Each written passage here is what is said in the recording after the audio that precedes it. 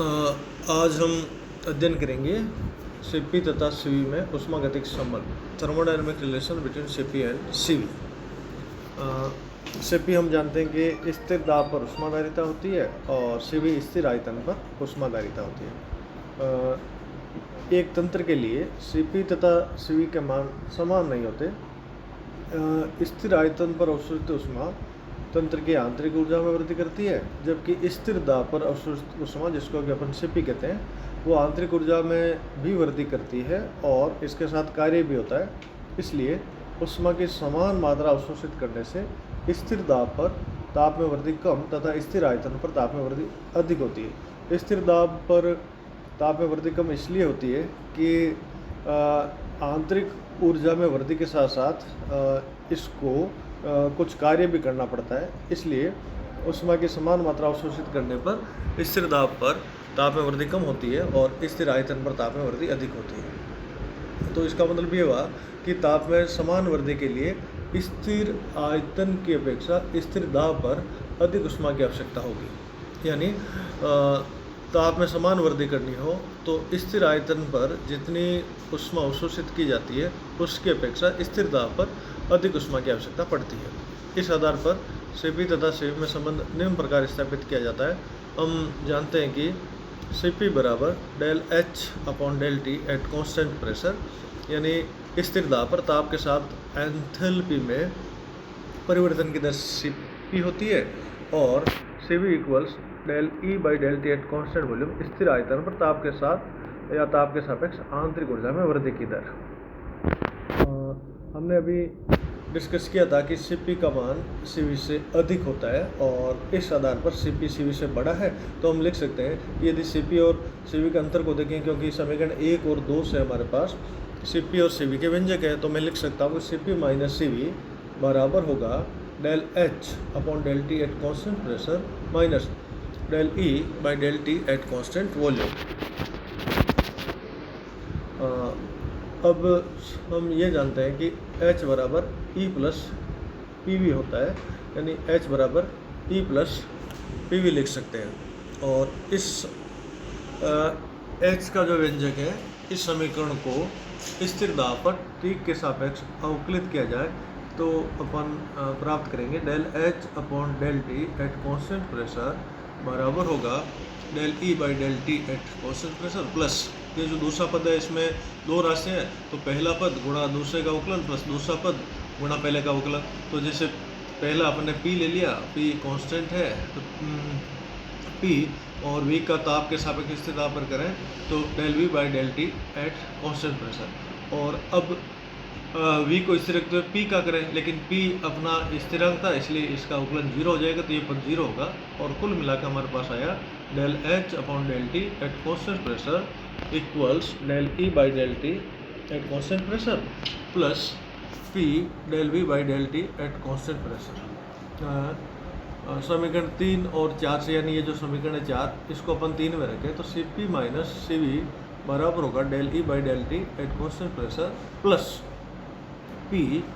Del V by del T at constant pressure minus del E by del T at constant volume. ये और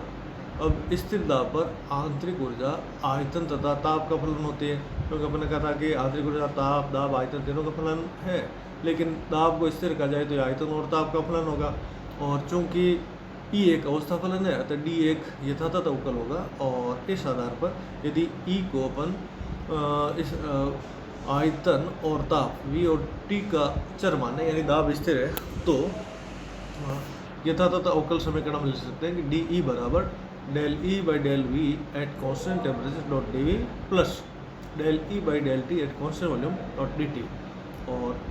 ये जो समीकरण अपनाया है, इसमें दोनों तरफ डी टी का भाग देकर स्थिर दाब की यदि शर्त लगाएं तो इस समीकरण में दोनों तरफ डी टी का भाग दिया जाए तो बायां पक्ष हो जाएगा अपने पास del E by del T at constant pressure बराबर del E by del V at constant temperature dot del V by del T at constant pressure plus del E by del T at constant volume, और D T by D T ये आपका 1 हो जाता है। इसलिए समीकरण 6 हमारे पास आ गया del E by del T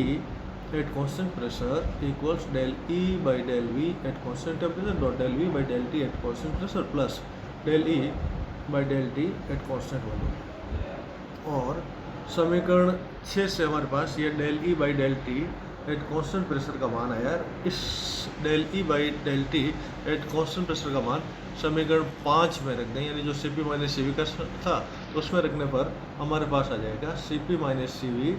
और del E by del T eight constant pressure का मान समीकरण 6 से रखते हैं तो ये समीकरण था del E by del V at constant temperature dot del V by del T eight constant pressure plus del E by del T at constant volume. ये अपन ने इसका मान रख दिया, और दूसरा पद अपने पास पहले से था ही जो का त्यों P del V by del T eight constant pressure minus del E by del T at constant volume. और हमारे ये दोनों जो दो पद आपस में कट जाते हैं और हमारे पास आ जाएगा Cp minus C V equals del E by del V at constant temperature dot del V by del T at constant pressure plus P dot del V by del T at constant pressure। और ये जो दायां पक्ष है उसमें अपन देख रहे हैं कि del V by del T at constant pressure common है, तो इसको कॉमन ले लिया जाए तो हमारे पास आ जाएगा Cp माइनस सी वी बराबर del V by del T eight constant pressure. इसको अपन ने कॉमन ले लिया तो पहले पद में से अपने पास बच गया del E by del V at constant temperature, और दूसरे पद में से अपने पास बच गया P, तो अपने लिख दिया प्लस P, यानी ये समीकरण अपने पास जो आया है वो होगा Cp माइनस सी वी बराबर del V by del T eight constant pressure, और ब्रैकेट में अपन ने लिखा है del E upon del V at constant temperature plus P। और ये जो समीकरण है ये Cp और C के बीच का एक जनरल इक्वेशन है, इन जनरल इक्वेशन है, एक सामान्य समीकरण है। और ये समीकरण ठोस, द्रव तथा गैस तीनों के लिए समान रूप से उपयोगी है। ये Cp और Cv का संबंध तीनों ही अवस्थाओं के लिए, तीनों ही भौतिक अवस्थाओं के लिए लागू है। और इस समीकरण में जो पद del V by del T at constant temperature, ये क्या दर्शाता है? ये दर्शाता है स्थिर दाब पर ताप में इकाई वृद्धि से आयतन में हुई वृद्धि को दर्शाता है। अतः del V by del T eight constant pressure स्थिर दाब पर ताप में इकाई वृद्धि से तंत्र द्वारा किया गया कार्य होगा। और जो पद del E by del V at constant temperature, ये स्थिर ताप पर प्रति इकाई आयतन में वृद्धि से आंतरिक ऊर्जा में हुई वृद्धि को दर्शाता है। अतः यह पद गैसों में अणुओं के बीच आकर्षण का माप है, और हम जानते हैं कि गैसों में अणुओं के बीच आकर्षण बहुत कम होता है, जबकि द्रव और ठोसों में आकर्षण अधिक होता है। और आदर्श गैसों के लिए अपन जानते हैं कि आदर्श गैस की कल्पना यही है कि आदर्श गैस वो होती है जिसमें अणुओं के मध्य आकर्षण और प्रतिकर्षण शून्य होता है। अतः आदर्श गैस के लिए हम कह सकते हैं कि del E by del V eight constant temperature equals 0। अतः आदर्श गैसों के लिए जो समीकरण 7 था ऊपर वाला, उसमें अपन del E by del V eight constant temperature की जगह 0 लिख सकते हैं। तो अपने पास आदर्श गैसों के लिए समीकरण आ जाएगा Cp minus C V equals P dot del V by del T at constant pressure, और इसको अपने समीकरण 8 दर्शाया है। और अब हम जानते हैं कि आदर्श गैसों के लिए PV इक्वल्स nRT होता है, ये आदर्श गैस समीकरण है। लेकिन गैस का मोल 1 हो, मोलों की संख्या 1 हो, तो इनकी जगह 1 रखने पर अपने पास आ जाएगा PV इक्वल्स RT। और इस समीकरण को ताप के संदर्भ में स्थिर दाब पर यदि हम अवकलित करें, यानी ताप के सापेक्ष अवकलित करते हैं स्थिर दाब पर, तो बाएं पक्ष का करने पर अपने पास आ जाएगा, क्योंकि दाब स्थिर है तो P अपने कांस्टेंट किया del V by del T eight constant pressure बराबर, और दाएं पक्ष में चले तो R कांस्टेंट है और T का T के सापेक्ष करने पर 1 हो गया, तो अपने पास अवकलन करने पर जो समीकरण आया है P dot del V by del T eight constant pressure equal R, या इसको अपन ऐसे भी लिख सकते हैं कि del V by del T eight constant pressure equal R upon P, इसको समीकरण 2 लिखा है। और अब ये del V by del T eight constant pressure जो कि बराबर है R अपॉन P के, ये मान यदि समीकरण 8 में रख दिया जाए तो हमारे पास आ जाएगा Cp माइनस सी वी बराबर P, ये P अपने पास पहले से था, और यहाँ अपन del V by del T at constant की जगह R अपॉन P लिख देते हैं। हम देखेंगे P एक दूसरे से कैंसिल हो रहे हैं, और अपने पास आ जाएगा Cp माइनस बराबर R। इसको अपने समीकरण 10 लिखा है और Cp यहाँ पर स्थिर दाब पर और Cv स्थिर आयतन पर 1 मोल गैस की ऊष्माधारिता है। अतः आदर्श गैस के लिए स्थिर दाब एवं स्थिर आयतन पर ऊष्माधारिता है क्रमशः जिनको अपने Cp तथा Cv से दर्शाया है, इनका अंतर Cp और Cv का अंतर जो है गैस स्थिरांक R के बराबर होता है। यानी आदर्श गैसों के लिए Cp और Cv का अंतर गैस स्थिरांक R के बराबर होता है। और बाकी जो